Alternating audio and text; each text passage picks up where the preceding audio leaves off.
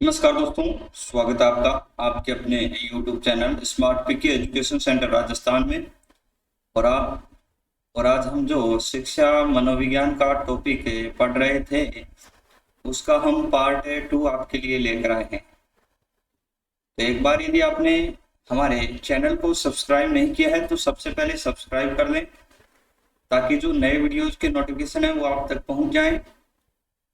उसके बाद इस वीडियो को आप ज़्यादा से ज़्यादा शेयर करें। ये आपका जो राजस्थान लाइब्रेरियन ग्रेड 3 एग्जाम है, उसमें जो आपका शिक्षा मनोविज्ञान का टॉपिक है उसके लिए महत्वपूर्ण आपको ये शिक्षा मनोविज्ञान का भाग रहेगा। तो कल हमने जो शिक्षा मनोविज्ञान में कुछ महत्वपूर्ण टॉपिक्स का अध्ययन किया था, जिसमें हमने मनोविज्ञान को जाना था। तो आगे हम आज शुरुआत करते हैं। शिक्षा मनोविज्ञान 2 शब्दों से मिलकर बना है। ये कुछ तथ्य रह गए थे। शिक्षा मनोविज्ञान 2 शब्दों से मिलकर बना है। शिक्षा और दूसरा कौन सा है? पहला शिक्षा और दूसरा मनोविज्ञान। कल हमने जो मनोविज्ञान है उसका अध्ययन कर लिया था। मन का विज्ञान, यानी कि शिक्षा और मनोविज्ञान। मनोविज्ञान को मन का विज्ञान कहा गया, आत्मा का विज्ञान, चेतना का विज्ञान, मस्तिष्क का विज्ञान कहा गया। इसके अलावा इसे व्यवहार का विज्ञान भी कहा गया था। तो हमने जो कल है वो अपना जो मनोविज्ञान था, शिक्षा मनोविज्ञान में जो मनोविज्ञान था उसका अध्ययन कर लिया था। आज हम जो शिक्षा है उसके कुछ महत्वपूर्ण तथ्य हैं जो आपके एग्जाम में आ सकते हैं। इसके अलावा हम शिक्षा मनोविज्ञान की परिभाषाओं का भी अध्ययन करेंगे। शिक्षा अर्थात एजुकेशन शब्द की उत्पत्ति लैटिन भाषा, एजुकेशन शब्द की उत्पत्ति किस भाषा से हुई है? तो लैटिन भाषा का जो एड्यूकेटम शब्द है, याद रखना भी ये क्वेश्चन आ सकता है आपका। एड्यूकेटम से संबंधित कौन सा शब्द है ये आ सकता है, या किस भाषा का है ये भी आ सकता है। तो लैटिन भाषा का ये एडुकेटम शब्द से जो शिक्षा यानी कि एजुकेशन शब्द की उत्पत्ति हुई है, जिसका अर्थ है अंदर से बाहर निकालना। कल हमने क्या है जो अपना मनोविज्ञान का टॉपिक था, जो हमने पढ़ा था मनोविज्ञान। तो मनोविज्ञान में जो साइकी और लोगोज, आत्मा का अध्ययन करना, इसमें जो आपका साइकोलॉजी था उसका क्या था? आत्मा का अध्ययन करना साइकोलॉजी कहलाया। आज हमने जो आपका शिक्षा मनोविज्ञान है, शिक्षा मनोविज्ञान है, उसमें शिक्षा क्या है? अंदर से बाहर निकालना, यानी कि जो आत्मा का अध्ययन कर जो ज्ञान है उसे अंदर से बाहर निकालना ही क्या हो गया? शिक्षा मनोविज्ञान आपका कहलाएगा। करो एवं करो के अनुसार, ये करो एवं करो महत्वपूर्ण भी, इसकी एक परिभाषा आपसे पूछी जा सकती है। करो एवं करो के अनुसार शिक्षा व्यक्तिकरण एवं समाजीकरण की प्रक्रिया है। क्या है? व्यक्तिकरण और समाजीकरण की प्रक्रिया है। किसने बताया ये? करो एवं करो, जिसमें सर्वांगीण विकास पर बल दिया गया है। सर्वांगीण विकास पर करो एवं करो के द्वारा क्या दिया गया है? बल दिया गया है, जोर दिया गया है। जॉन डेवी के अनुसार शिक्षा त्रिमार्गी प्रक्रिया है। जॉन डेवी ने शिक्षा को क्या बताया है? त्रिमार्गी, 3 मार्ग इसके बताए हैं। कौन कौन से है? सबसे पहला है शिक्षक, बालक और पाठ्यक्रम। शिक्षा त्रिमार्गी बताई है, शिक्षक बताया, उसमें बालक और पाठ्यक्रम। इन्हीं के द्वारा प्रगतिशील शिक्षा की अवधारणा दी गई थी। जॉन डेवी के द्वारा ही जो प्रगतिशील शिक्षा है उसकी अवधारणा दी गई, जिसके अनुसार बालक एक सक्रिय विद्यार्थी होता है। किसके अनुसार है? जॉन डेवी के अनुसार क्या है? बालक एक सक्रिय विद्यार्थी होता रहता है। ये प्रथम शिक्षाविद थे। कौन है? जॉन डेवी है, वो प्रथम शिक्षाविद थे। क्या थे? पहले शिक्षाविद थे। जॉन डेवी के अनुसार शिक्षा प्रक्रिया के दो पक्ष है। जॉन डेवी की भी महत्वपूर्ण बात यहाँ पर हो रही है कि जॉन डेवी प्रथम शिक्षाविद थे। उन्होंने प्रगतिशील शिक्षा की क्या दी, अवधारणा दी। इसके अलावा शिक्षा को त्रिमार्गीय बताया। और जॉन डेवी द्वारा बालक क्या है, एक सक्रिय विद्यार्थी बताया गया है। दो पक्ष यहाँ पर जॉन डेवी ने शिक्षा प्रक्रिया के बताए हैं। पहला है मनोवैज्ञानिक और दूसरा सामाजिक। ये दोनों जो पक्ष आपके जॉन डेवी द्वारा बताए गए हैं, किसके हैं, शिक्षा प्रक्रिया के। जॉन एडम्स ने सिखाने के दो तत्व बताए हैं। सिखाने के दो तत्व किसने बताए हैं, जॉन एडम्स ने। शिक्षक, पहला कौन सा हो गया, शिक्षक, और दूसरा क्या है, छात्र। तो ये दो जो तत्व बताए हैं ये आपके जॉन एडम्स द्वारा, ये नाम याद रखना भी, जॉन एडम्स द्वारा दो तत्व बताए गए हैं सिखाने के, शिक्षक और छात्र।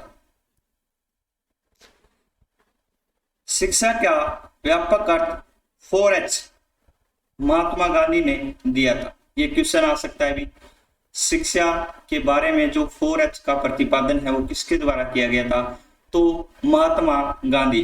4H का मतलब हेड, हार्ट, हैंड और हेल्थ, ये 4H थे जिनका प्रतिपादन किसके द्वारा किया गया, तो महात्मा गांधी द्वारा। महात्मा गांधी द्वारा 4H का क्या किया गया, प्रतिपादन कर शिक्षा का क्या बताया, व्यापक, विस्तृत, बड़ा अर्थ बताया गया। सबसे पहला है मानसिक विकास, हेड, मस्तिष्क। दूसरा क्या है, भावात्मक विकास, हार्ट। तीसरा क्रियात्मक विकास यानी कि हैंड। और चौथा शारीरिक विकास यानी कि हेल्थ। तो ये 4H 4H जो महात्मा गांधी द्वारा बताए गए हैं। इसके अलावा शिक्षा के संकीर्ण अर्थ को 3R कहा जाता है।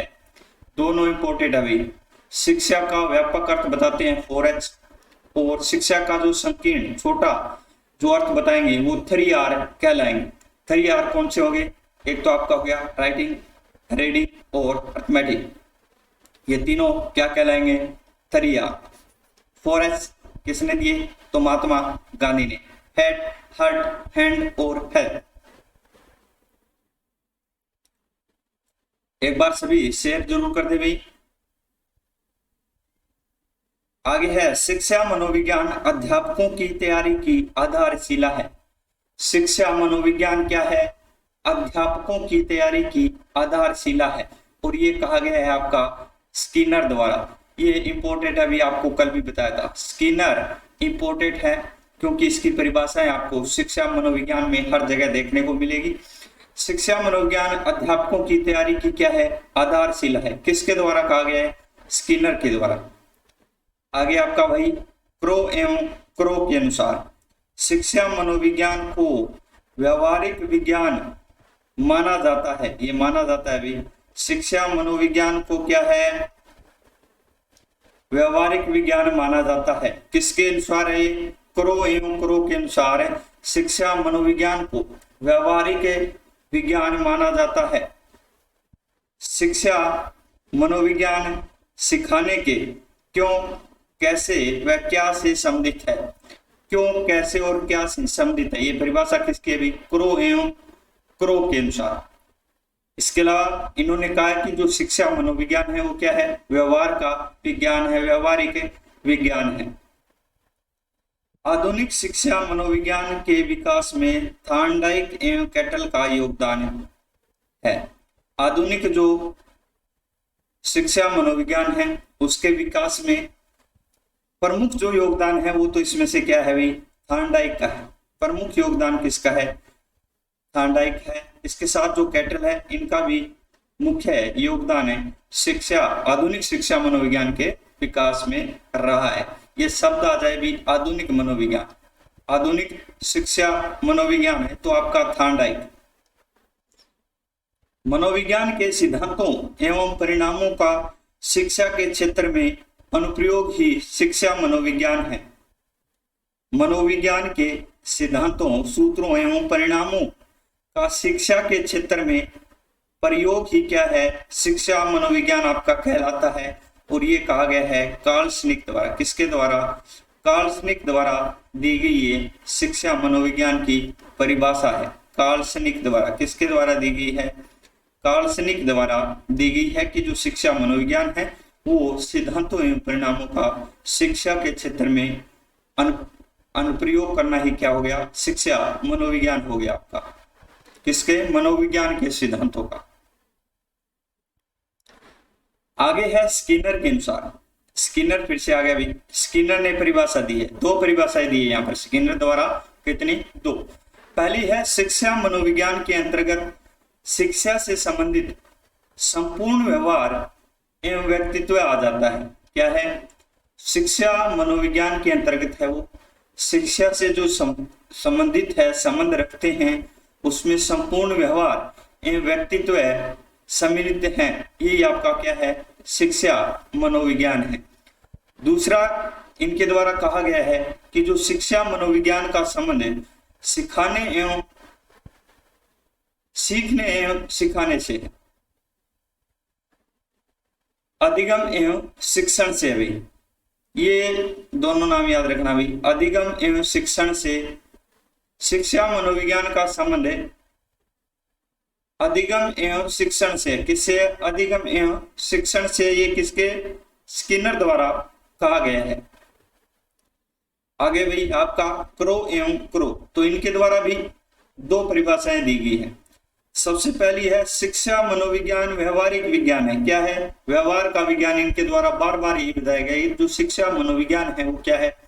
व्यवहारिक विज्ञान है, क्योंकि मानवीय व्यवहार के संबंध में वैज्ञानिक विधि के सिद्धांतों एवं तथ्यों के अनुसार सिखाने की व्याख्या करता है। कौन करता है भी? ये आपका शिक्षा मनोविज्ञान करता है।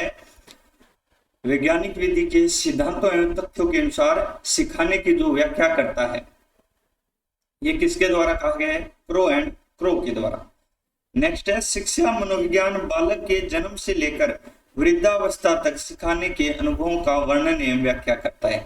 दूसरा जो क्रो एंड क्रो के द्वारा कहा गया है कि जो शिक्षा मनोविज्ञान है वो बालक जब जन्म लेगा और उससे लेकर वृद्धावस्था तक, जन्म से लेकर वृद्धावस्था तक जो सिखाने के अनुभव होंगे उनका वर्णन और जो व्याख्या है वही आपका शिक्षा मनोविज्ञान या एजुकेशन साइकोलॉजी कहलाएगी।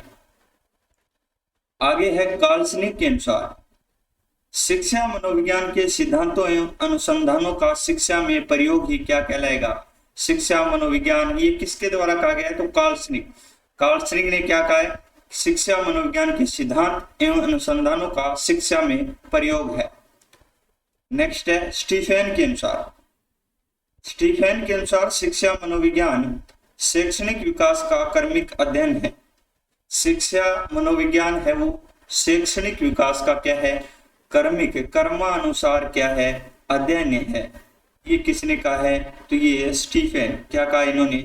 कर्मानुसार अध्ययन बताया है शैक्षणिक विकास का। किसको? शिक्षा मनोविज्ञान को। किसने? तो स्टीफन ने। अगला है शिक्षा मनोविज्ञान का विकास। शिक्षा मनोविज्ञान का विकास ये महत्वपूर्ण आपका है भाई। इसमें किस प्रकार से जो आपकी एजुकेशन साइकोलॉजी है उसका विकास हुआ, किस प्रकार वो आगे बढ़ी, तो ये इसमें आपका पढ़ेंगे हम। तो सबसे पहले है शिक्षा मनोविज्ञान का विकास फ्रांसिस गाल्टन के योगदान से। सबसे पहले किसका योगदान रहा भाई शिक्षा मनोविज्ञान के विकास में? तो ये आपका फ्रांसिस गाल्टन के योगदान से 1880 ईस्वी में। कब हुआ था? 1880 ईस्वी में। योगदान किसका था? फ्रांसिस गाल्टन का। शिक्षा मनोविज्ञान का विकास फ्रांसिस गाल्टन के योगदान से 1880 में हुआ था। 80 में इसका क्या हुआ था? 1880 में विकास हुआ था। इसके अलावा इसकी जो उत्पत्ति है वो 1900 में हुई थी। कब? 1900 ईस्वी में शिक्षा मनोविज्ञान की क्या हुई? उत्पत्ति हुई थी। इसका विकास 1880 में और उत्पत्ति 1900 में। विकास में योगदान था फ्रांसिस गाल्टन का। थॉर्नडाइक, स्टेनले, हर्बर्ट गाल्टन, ट्रमन एवं फ्रोबेल के प्रयासों से शिक्षा मनोविज्ञान ने 1920 में निश्चित स्वरूप धारण किया था। निश्चित जो रूप धारण किया था शिक्षा मनोविज्ञान ने, वो किया था आपका 1920 में। और उसमें जो जिन वैज्ञानिकों का योगदान रहा था इसको निश्चित स्वरूप धारण कराने में, वो थे आपके थॉर्नडाइक, स्टेनले, हर्बर्ट गाल्टन, ट्रमन एवं फ्रोबेल। ये वैज्ञानिक मनोवैज्ञानिक थे जिनके द्वारा क्या है भाई 1920 में शिक्षा मनोविज्ञान को क्या किया गया, निश्चित स्वरूप धारण करवाया गया। कार्ल श्मिट ने शिक्षा मनोविज्ञान की शुरुआत प्लेटो से मानी है। कार्ल श्मिट जो मनोवैज्ञानिक थे, उन्होंने जो आपकी शिक्षा मनोविज्ञान है उसकी जो शुरुआत कह लें, प्रारंभ कह लें, वो प्लेटो के काल से माना है। किसके? प्लेटो के। किसने? कार्ल श्मिट ने। स्किनर ने इसकी शुरुआत अरस्तु से मानी है। अलग अलग जो मनोवैज्ञानिक है उनके द्वारा इसकी जो उत्पत्ति या शुरुआत कहें तो अलग अलग व्यक्तियों से मानी गई है। कार्ल श्मिट ने मानी है प्लेटो से, तो स्किनर ने इसकी शुरुआत अरस्तु से मानी है। ये दोनों भी महत्वपूर्ण है भी, आपके एग्जाम की दृष्टि से इसमें से एक क्वेश्चन है आपका आ सकता है कि किसके द्वारा शिक्षा मनोविज्ञान की जो शुरुआत है वो प्लेटो से मानी है, तो ये आपका कार्ल श्मिट होगा। और किसने इसकी शुरुआत अरस्तु से मानी है, तो क्या होगा भाई? स्किनर होगा। क्या होगा? स्किनर ने। शिक्षा में मनोवैज्ञानिक दृष्टिकोण या आंदोलन की शुरुआत रूसो ने की थी। शिक्षा में मनोवैज्ञानिक दृष्टिकोण की बात कर लें या फिर मनोवैज्ञानिक आंदोलन की शुरुआत कर लें तो वो आपकी रूसो द्वारा की गई थी। किसके द्वारा? रूसो द्वारा शिक्षा में मनोवैज्ञानिक दृष्टिकोण या आंदोलन की शुरुआत की गई थी। थॉर्नडाइक प्रथम शैक्षिक मनोवैज्ञानिक थे। प्रथम शैक्षिक मनोवैज्ञानिक कौन थे भी? थॉर्नडाइक। कौन थे? थॉर्नडाइक है वो पहले शैक्षिक मनोवैज्ञानिक थे। कौन थे? मनोवैज्ञानिक थे। तो आज हमने जो शिक्षा मनोविज्ञान है जो आपका पार्ट 2 था उसका अध्ययन किया है। पार्ट फर्स्ट में हमने जो मनोविज्ञान थी उसका कुछ अध्ययन किया था, मनोविज्ञान का अध्ययन किया था। इसके अलावा जो इसका मनोविज्ञान का क्या था, क्रमबद्ध विकास था, उसका हमने जो पार्ट 1 दिया गया है उसमें अध्ययन किया था। इसके अलावा पार्ट 2 का आज हमने अध्ययन किया और इस पार्ट 2 में हमने जो शिक्षा मनोविज्ञान के 2 शब्द थे, मनोविज्ञान, शिक्षा और मनोविज्ञान, उसका जो मनोविज्ञान का अध्ययन है वो पहले पार्ट में कर लिया, लेकिन शिक्षा का जो अध्ययन है वो आपका रह गया था। इस कारण पार्ट 2 में हमने जो शिक्षा है उसके कुछ महत्वपूर्ण जो तथ्य थे उनका अध्ययन किया। इसके अलावा जो शिक्षा मनोविज्ञान है आपकी एजुकेशन साइकोलॉजी है, उसके जो महत्वपूर्ण परिभाषाएं थी उनका हमने इस पार्ट में अध्ययन किया है। इसके अलावा जो शिक्षा मनोविज्ञान का विकास है, किस प्रकार इसका विकास हुआ था उसका अध्ययन किया था। शिक्षा मनोविज्ञान का विकास फ्रांसिस गाल्टन के योगदान से 1880 में, उत्पत्ति पूछ ले तो 1900 में, निश्चित स्वरूप धारण किया गया था 1920 में, यानी प्रत्येक 20 वर्ष बाद है। 1880 में इसका विकास, उसके 20 वर्ष पश्चात यानी 1900 में इसकी उत्पत्ति, और उसके 20 वर्ष पश्चात यानी 1920 में इन्होंने जो निश्चित स्वरूप है वो शिक्षा मनोविज्ञान द्वारा धारण किया गया था। और इसमें जो प्रयास रहे थे वो थॉर्नडाइक, स्टेनले, हर्बर्ट गाल्टन, ट्रमन और फ्रोबेल के। कार्ल श्मिट ने इसकी शुरुआत प्लेटो से मानी है, जबकि स्किनर ने इसकी शुरुआत अरस्तु से मानी है। शिक्षा में मनोवैज्ञानिक जो दृष्टिकोण या आंदोलन की शुरुआत थी वो रूसो द्वारा की गई थी। थॉर्नडाइक आपके प्रथम शैक्षिक मनोवैज्ञानिक थे। तो ये हमने कुछ महत्वपूर्ण जो आपकी शिक्षा मनोविज्ञान है उसमें अध्ययन किया। तो आज के लिए बस इतना ही। धन्यवाद। यदि आपने अभी तक सब्सक्राइब नहीं किया है तो सब्सक्राइब कर लें और बेल आइकन को जरूर प्रेस कर दें भी, ताकि जो नए वीडियोस के नोटिफिकेशन है वो डालते ही आप तक क्या है पहुंच जाए उनके नोटिफिकेशन। तो आप सबसे पहले इसे क्या कर लें, सब्सक्राइब कर लें और इस वीडियो को आप ज़्यादा से ज़्यादा शेयर भी कर दें ताकि ये सभी तक पहुंच जाए। तो धन्यवाद।